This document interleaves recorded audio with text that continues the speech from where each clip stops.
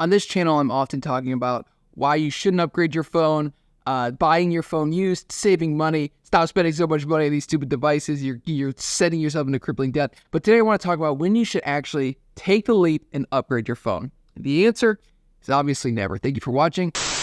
Obviously that's wrong, but there's going to be a point when you need to upgrade your phone because it stops working, and you have to be able to determine that. So there are a couple of different things that I think are very important when it comes to looking at a phone and determining whether or not you should upgrade it. The biggest thing is obviously going to be, does the phone still work fine? And how old is this phone exactly? Is it a 3-year-old device? That's not old enough. 3-year-old device is not old enough. Does it still get the latest iOS support? Yes. That's not old enough. You gotta wait a little bit longer.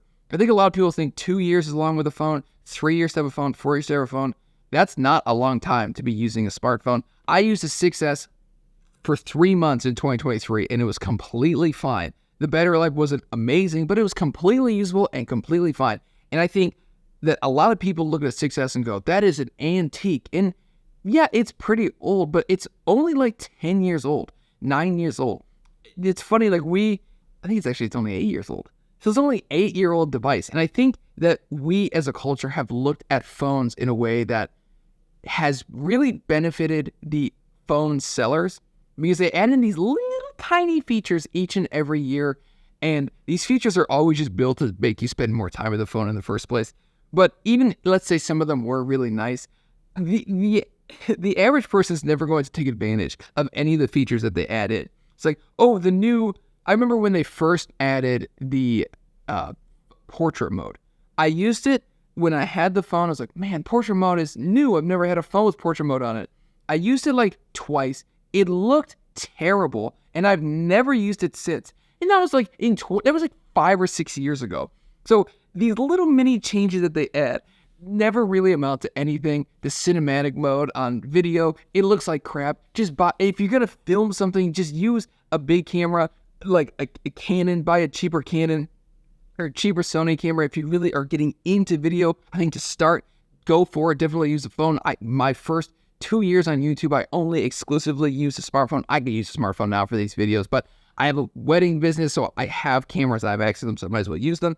And I think it's so interesting that, we look at these devices and think, what? That is an antique. When I had the 6S, so many people asked me what it was. I'm like, guys, this phone isn't that old. I mean, this phone's like 8 years old. 8 years old for an item is not that old. My table saw that I used to have was like 45 years old. The miter saw that I have now is like 10. I mean, these things last forever. My drill, I think, is like 7 years old. Like, how come some things in our lives we look at and think, man, 10 years old, that's not that old. And then other things we look at and go, 10 years old? You have a phone that's 10 years old or 8 years old even?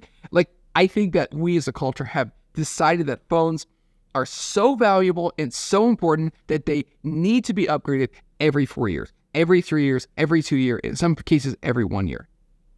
So if you are looking to upgrade your phone, the first thing is, does the phone work? If it still works, you're probably okay. Second thing is, does it still get updates, security patches, those types of things? Do you feel comfortable using your phone?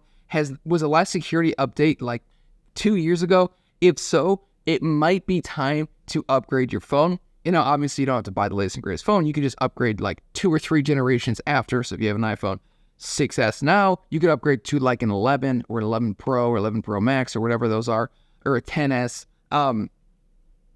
You could do those things if you wanted to. The next thing to consider is the battery life. And this is kind of a weird thing because you can actually replace a battery. I know that's mind-boggling to people that they don't just have to replace the entire device because the battery doesn't work very well anymore. You could just go replace that. Apple will charge you a relatively decent price. I believe it's like $100 to replace a battery. That's probably the best place to do it. You could do it yourself. It depends on the value of the device. I replaced my iPhone 6S battery, and I didn't really care because the device just wasn't worth that much money. So if I broke something, I wouldn't have been super broken up about it. But I understand if you have a $400 or $500 device that's battery life has gone, then you're probably going to want to get a more licensed professional to do it. So you're checking to make sure that it's still getting security patches, it still works fine, and the battery life is okay. And if not, obviously just replace the battery. It's not a big deal. if you have to pay an expert to do it. Don't pay some guy at the mall to do it though. Just go to Apple, pay the slight premium because it's definitely worth it. Even if I disagree with the way that they treat their consumers and not giving consumers access to fixing their own products, I still think it's probably the best case scenario to go through Apple to get your phone battery fixed. And finally, the last thing you need to ask yourself is, why do I want to upgrade? If you check all the first 3 boxes, like my battery life, it's like 5 minutes, I haven't got a security patch in 2 years, and the phone just basically doesn't work anymore. Okay, then just upgrade, obviously. But that's not why you're watching this video. You're watching this video because you currently are on an iPhone 12, and you're thinking, should I get the 15? I know I just called somebody I watched this on a 12 that is thinking that same thing. And no, don't. Because at that point, you just want to upgrade. You just want to upgrade. And then you have to ask yourself why you want to upgrade.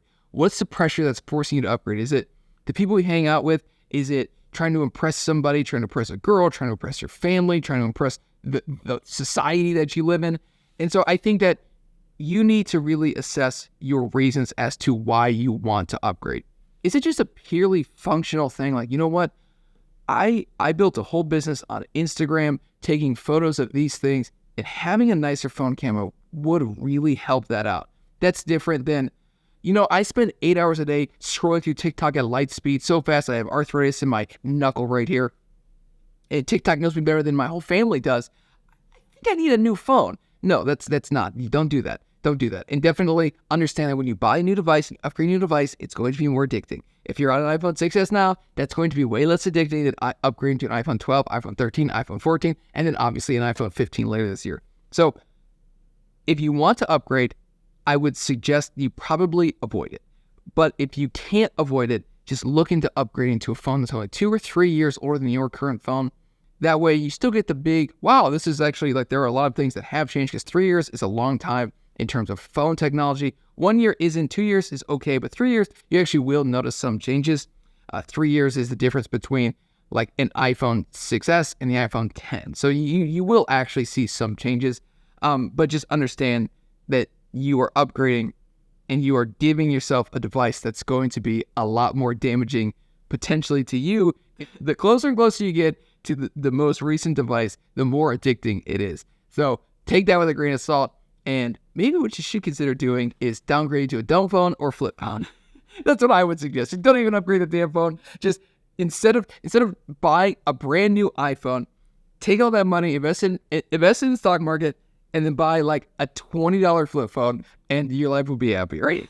And I understand not a lot of people could do that. I've tried it and it's worked okay for me, but there are a lot of things you do miss out. Like the camera, I think is the biggest thing for me.